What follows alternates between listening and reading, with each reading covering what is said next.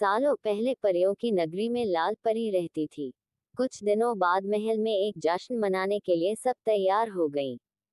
तभी किसी बात पर रानी परी ने लाल परी को महल से बाहर निकल जाने का आदेश दे दिया। इस बात से उदास होकर लाल परी महल से उड़कर धरती पर आकर एक बाग में छिप गई। उस बाग में बहुत सारे बच्चे खेल खेल रहे थे। लाल परी छिपकर उन बच्चों का खेल देखने लगी और उन बच्चों को हंसता खेलता देखकर वह अपना दुख भी भूल गई। तभी बाग में खेल रही सोनी नाम की एक लड़की की नजर लाल परी के सुनहरे लाल पंखों पर पड़ गई। सोनी को लगा कि शायद ये कोई फल है और वह उसे लेने के लिए उसके पास चली गई। सोनी ने वहां पर जब लाल परी को देखा तो वह चौंक गई और खुशी के मारे चिल्लाने लगी। सोनी की चीख सुनकर बाग में खेल रहे सभी बच्चे भी उसके पास आ गए। सुंदर लाल परी ने लाल रंग के कपड़े पहने हुए थे। उसके पंख भी लाल थे और उसने चमकता हुआ लाल रंग का सिर पर ताज भी पहना हुआ था। सब बच्चों को देखकर लाल परी ने सबको अपना परिचय दिया। ये सुनते ही सारे बच्चे खुश हो गए और उछल कूद करने लगे। बच्चों ने दादी से कहानी में सुना था कि लाल परी सारी मनोकामनाएं पूरी करती है।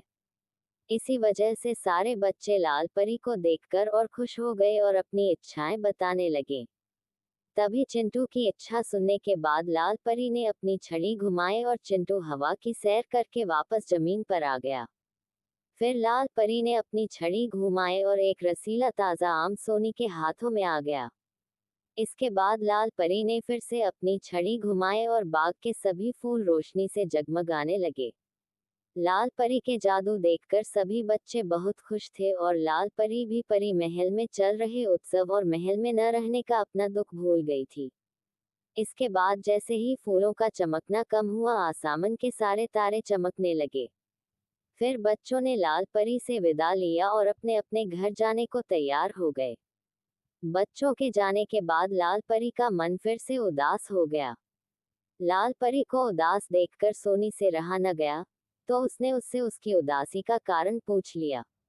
लाल परी ने सोनी को रानी परी की सारी बात बता दी। ये सुनने के बाद सोनी ने कहा, आपने कोई शरारती हरकत की होगी, तभी रानी परी ने ऐसी सजा दी है। मैं जब भी घर में शरारत करती हूँ तो मेरी माँ भी मुझे कोई न कोई सजा दे देती है। सफाई देते हुए लाल परी ने कहा, नहीं, मैंने कोई शरारत नहीं की थी। लाल परी की सफाई सुनकर मुस्कुराते हुए सोनी ने फिर से कहा, कुछ तो शरारत की ही होगी। इतना सुनते ही लाल परी ने अपनी छड़ी और नजरें सोनी से चुरा ली। नजरें नीची करते हुए लाल परी ने कहा, हाँ, मैंने एक शरारत की थी। नोटू बौना सीढ़ी पर खड़ा होकर परी महल के सबसे ऊंची घड़ी की सफाई कर रहा था। मैंने सीढ़ी को हिला दिया था। डर के मारे वह घड़ी की सुई पकड़कर उसी पर लटक गया और परी महल के सबसे बड़ी घड़ी की सुई टूट गई। उस घड़ी की सुई टूटने के कारण घड़ी रुक गई और परी लोक में सब रुक गया था। इसके बाद रानी परी ने अपनी जादू से सब कुछ ठीक किया और इसी वजह से गुस्सा होकर उन्होंने मुझे महल के बाहर भेज दिया। जबकि इसमें मेरी कोई गलती नहीं, सारी गलती नोटू बौने की थी। लाल परी की बात सुनकर सोनी ने कहा, मेरी माँ कहती है कि अगर हम अनजान होकर कोई गलती करते हैं तो उसके लिए माफ किया जा सकता है, लेकिन अगर जानबूझकर कोई गलती की जाए तो उसके लिए सजा देनी चाहिए। तो अब आप ये बताओ कि क्या आपने उस सीढ़ी को जानबूझकर हिलाया था या गलती से? लाल परी ने बहुत ही धीमी आवाज में कहा, जानबूझकर। क्या अगर मैं अब रानी परी से अपनी इस गलती के लिए माफी मांगूं, तो क्या वो मुझे माफ करेगी? सोनी ने कहा, हाँ बिल्कुल, मेरी माँ ने ये भी बताया है कि अगर कोई कार्य सच्चे मन से किया जाए तो वह जरूर सफल होता है।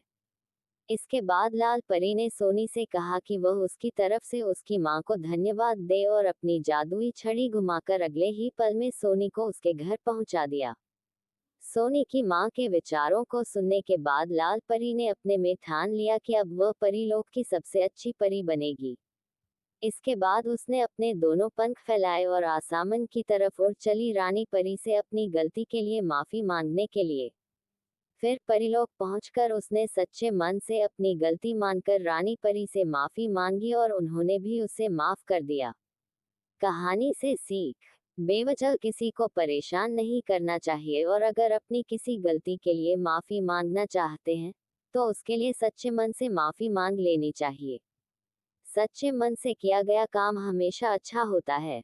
Like, comment, share, subscribe. देखने के लिए धन्यवाद।